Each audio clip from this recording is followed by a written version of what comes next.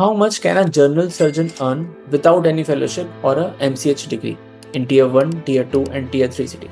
After MS General Surgery, in Tier 1 cities, the package would be between 1.5 to 2 lakhs, and Tier 3 cities, the potential for earning is limitless. So, medico-legally speaking, when can you call yourself a laparoscopic surgeon or a minimal access surgeon or a bariatric surgeon? Any general surgeon who has experience in the field which he performs, they can mention themselves as being a surgeon of that field. Comparing MS versus DNB. So if a person is not getting MS in general surgery, so he or she should opt for DNB. MS and DNB both are equivalent now in the eyes of the government. But the difference lies from the institution from which the degree has been acquired. How is the growth in private hospitals after MS general surgery? How many years does it take from you to become a consultant with independent charge from an attending consultant? The growth phase is quite long in private practice for a general surgeon in Tier 1 cities especially.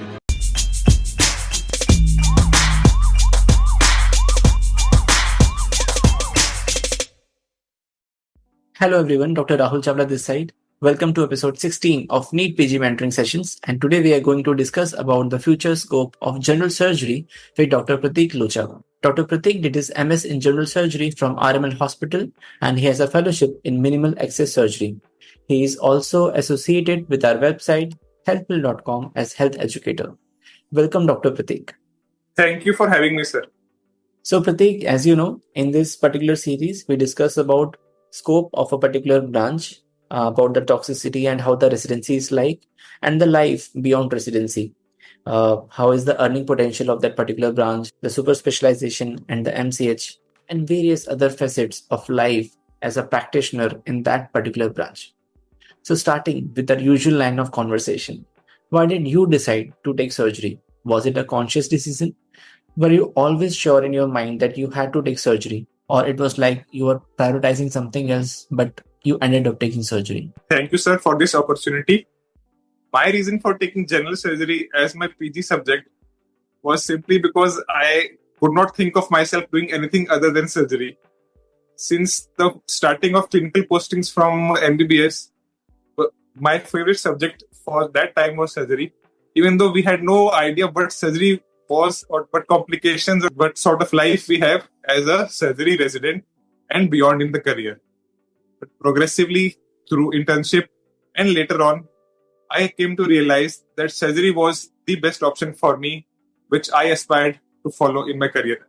I think only those who have real passion for surgery usually end up taking surgery, because I believe surgery is like maths. Either you hate it or you love it. So I used to hate maths, hence I take biology and I thought I'll be a doctor. I hated surgery and then I thought maybe medicine is a better choice for me. And I always wanted to be a clinician. So I took medicine. So for me, I just hate surgery. I loathe surgery. And I know so many people who hate surgery and I know so many people who love surgery and they end up taking surgery. So when we take a decision of choosing a branch and we have certain expectations from that, like you must have some expectation from surgery, how your life would be after, completion of MS. So what we had in our mind during our life as a medical student or maybe as a resident, and how is the life actually beyond residency? Sir, this approach regarding how is the life after a branch has been done, that has taken a sea change in the last few years. Earlier, the only source available was from seniors or your relatives who had done in the same field.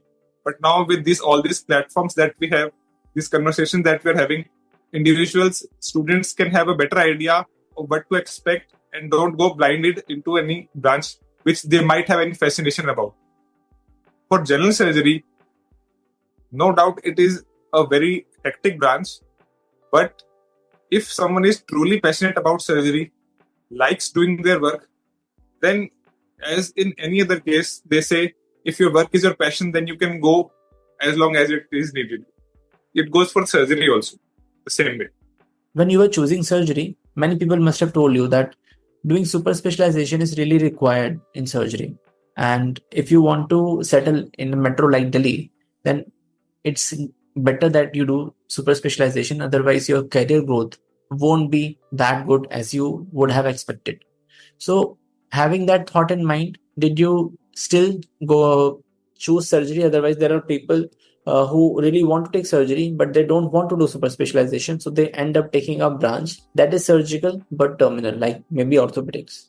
That this was an issue that was in the back of my mind while selecting surgery as my subject. But I was not totally concerned about it. I had a feeling that, yes, everybody is saying that you need to do MCH, you need to do MCH. I thought, if needed, I would also do MCH, but I'll see it later on. First, I want to be a surgeon, so let's go for this thing right now. How has your experience been as a resident in surgery? We all know it's very hectic. There is huge workload. There are 36 to 48 hours duties.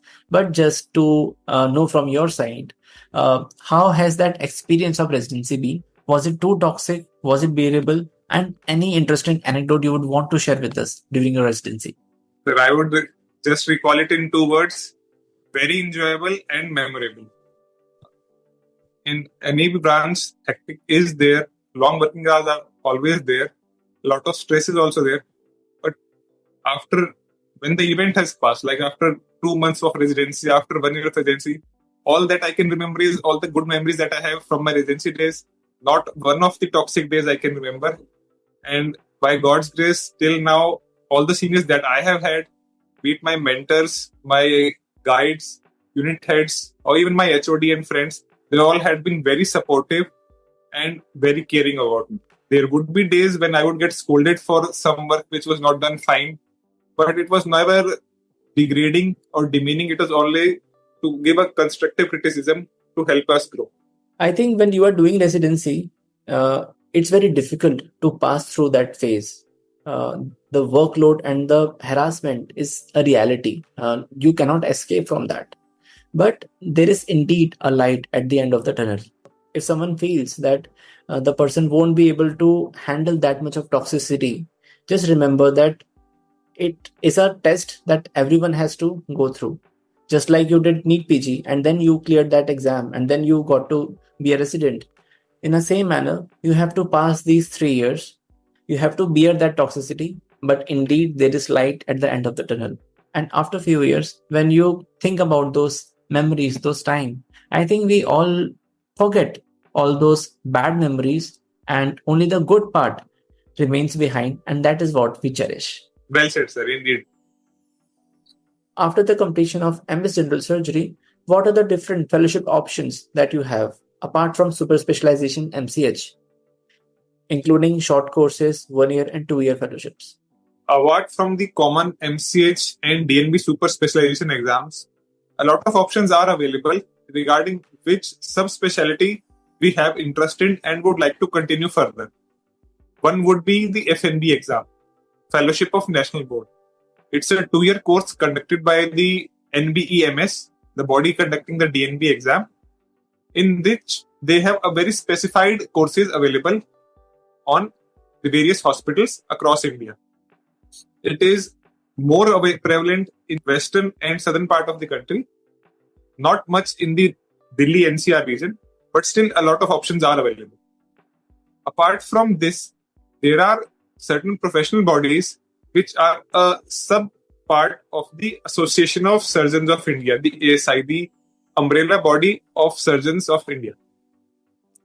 Common among them are the Institute of Minimal Access Surgery and the Institute of Endo-Gastrosurgeons, conducting the FMAS and FIAGS exams. And there are many more sub-bodies. One very common example which most people ignore is the Urology Society of India is for the urologists who have MCH or DNB in urology. But a body which was even started prior to that was a sub-chapter of the ASI, a body for the general surgeons who performed neurosurgeries.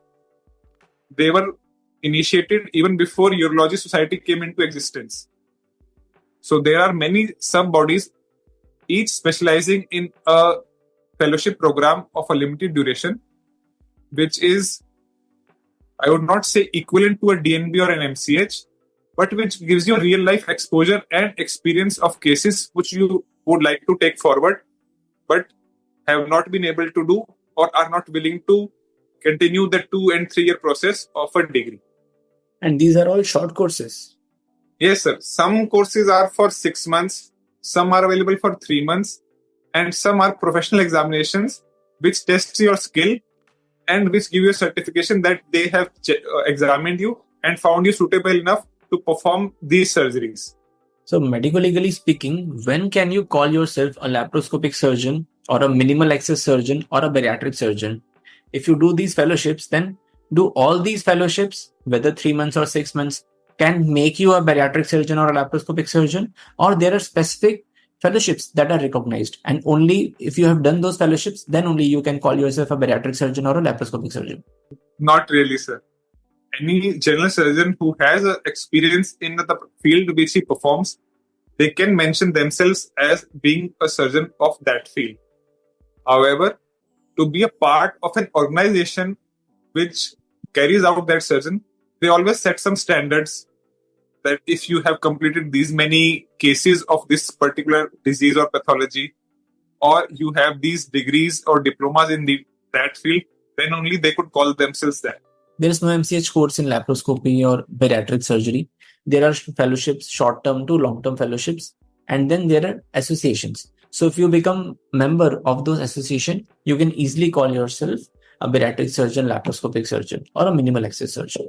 There are no specified super specialty courses in bariatric surgery, but there are organizations.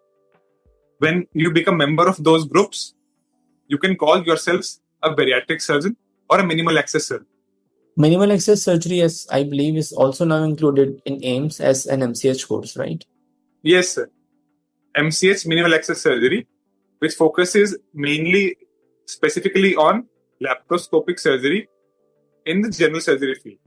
Out of the various subspecialty options after MS in general surgery, like neurosurgery, urology, oncosurgery, which is the branch which is in trend in last few years, and which are the branches which have good money as well as good work-life balance?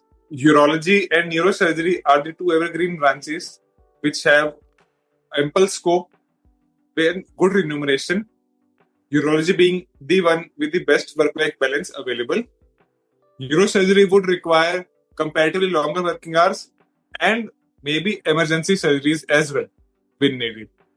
Apart from these two, plastic surgery and oncosurgery have also been preferred subjects among many students, which have very good potential for earning as well. But in metro cities, there is a problem with getting employment with oncosurgery and also plastic surgery. And how about the scope of pediatric surgery and cardiothoracic surgery? Both of these are highly respected branches, but for cardiothoracic surgeries, a lot of the procedures that were being done earlier have now been shifted to endoscopic approach and involving a lot of intervention from cardiology side. So their surgical exposure has comparatively reduced over the past few years.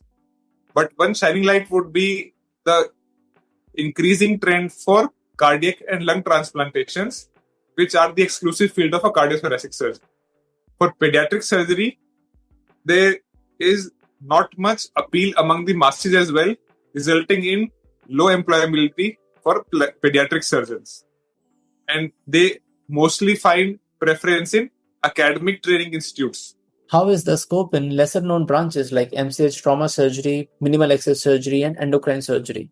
So from these, trauma surgery and minimal access are the latest entrants in the field of MCH. Considering the high volume of road traffic accidents that take place in our country, trauma surgery is a timely addition to the field of super specialization. This is a very growing branch with ample scope for future expansion, considering the population density and the traffic volume. It not only includes road traffic accidents, but industrial accidents and other disasters as well. For minimal access surgery, MCH, it is a branch which gives you exposure to decent amount of subset of patients of all the MCH surgeries, MCH departments. As for MCH minimal access surgery, it gives you a decent exposure for a large subset of patients that would be in the purview of GI surgery, urology, and CTVS. Comparing MS versus DNB. So if a person is not getting MS in general surgery, so he or she should opt for DNB. And while opting for DNB program, which are the things that have to be considered? Because in surgery, cutting is very important. In medicine, you can work up the patient if the infrastructure is good, the academics is good. I think it's the whole residency is at least worthwhile. But in case of surgery, you need cutting, you need experience, you need hands-on. So depending on that, which are good institutions worth doing DNB from? Speaking from a educational point of view, MS and DNB both are equivalent now in the eyes of the government. But the difference lies from the institution from which the degree has been acquired. For MS General Surgery, nowadays, almost all government hospitals, medical colleges have MS General Surgery as a branch available. And considering that government hospitals have a huge footfall of patients, the candidates are expected to see a variety of cases in the emergency department, in the elective surgeries, and train their skills according to that. For DNB, it is available both in old government setups and now in corporates and big private hospitals as well. The issue lies with the exposure available. In corporate hospitals, the footfall is not as significant as compared to a government hospital department, and also the type of cases being taken up by the surgeons there and the type of cases being operated there. In corporate hospitals, emergency cases are not seen as frequently and with as much volume as in a government setup. And also minor surgical procedures are not done too much, which leaves a lot of gap in the learning experience and training of a postgraduate student. The issue with surgery lies that an individual needs a good senior to teach him how to operate, not only in theoretically, but on a live patient as well. And that only comes with repeated exposures to multiple types of patients and pathologies. What are the points that must be kept in mind before choosing a DNB institution for surgery? Patient footfall, the types of surgeries being done, the other diagnostic department available there or not, any super specialization department available in the institute or not, how many years the course has been going on in the institution, and feedback from current postgraduates training at those institutes. Before choosing any DNB institution for a surgical branch, especially general surgery, you need to make sure that the institution has a long track record of DNB courses. The institution has a good academics, and it's also essential to confirm the same details which you have from those who have passed out of that institution. I have seen many cases wherein the faculties have moved out of the hospital, they have joined some other hospital. In fact, all the faculties have left the department and only the candidate is left. That it has happened in past. And ultimately the candidate has to file a case so that he can get some other hospital to continue his DNB program. There are many private hospitals which are running DNB programs, but their quality of teaching is very poor. So I think the candidates should always do background research of the institution they are joining. Very aptly said, sir. Because in many instances, it has come that huge corporate hospitals have started DNB general surgery, but after first or second batch, their approval is revoked due to non-compliance with various issues of academic activities, and the student is left to fend for themselves in the first year, second year, and third year, effectively being a first year for all 3 years and not gaining much exposure beyond that. How much can a general surgeon earn without any fellowship or a MCH degree in Tier 1, Tier 2, and Tier 3 city? After MS General Surgery, in Tier 1 cities, the package would be between 1.5 to 2 lakhs. In Tier 2 cities, from 2 to 3 lakhs. And Tier 3 cities, with a few adjustments, starting your own setup, collaborating with fellows in different branches, the potential for earning is limitless. How is the growth in private hospitals after MS General Surgery?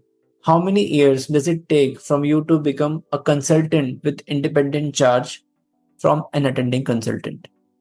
The growth phase is quite long in private practice for a general surgeon in tier 1 cities, especially. In big corporates, the first position that is provided is an attending consultant when you are expected to have at least 3 years experience post completion of your general surgery. This then progresses to an associate consultant and then a full consultant after a minimum of 7 to 10 years. At the level of associate consultant and beyond, you are given your own OT rights and your OPD rights, mostly in the corporates. In comparison to this, for small nursing homes and private practice, this is not much stratification, and that just depends on your clinical skills and your negotiating skills with the management. How much can MCH super specialists earn in private practice in tier 1, tier 2, and tier 3 cities? On an average, the starting package for MCH in tier 1 would be between 2 to 2.5 lakhs per month. In tier 2, that would increase significantly to between 3 to 4 lakhs and going toward up to 5 lakhs. And in tier 3, same as for a general surgeon, the opportunities are limitless if you are willing to collaborate with someone or start your own setup. Which is the most earning branch in MCH? I would name 3: urology, neurosurgery, and oncosurgery. Which branch among MCH has the best work-life balance and good earning? Urology would be the branch with the best work-life balance and earning potential. How is surgery as a branch for women in general? And do they have to face any gender discrimination? General surgery was notorious for being male-dominant and discriminatory against females, but that was in the past. Now, with increasing number of females taking up general surgery, there are a number of institutions where female surgeons have taken up faculty positions and are in administrative posts as well. Due to this, department dynamics are also changing, and surgery is changing from being gender biased towards female to being more inclusive for all. What is the scope of general surgeon without any super specialization in 2025?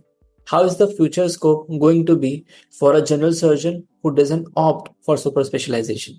There is no scope for general surgery in India in the present times. This is a myth. There is ample scope available in tier 2 and tier 3 cities, even in tier 1 cities, considering you have the appropriate skills to back up your degrees. Besides, you can join in as an assistant professor in newly opened medical colleges in tier 2 and tier 3 cities. There are still lots of vacancies.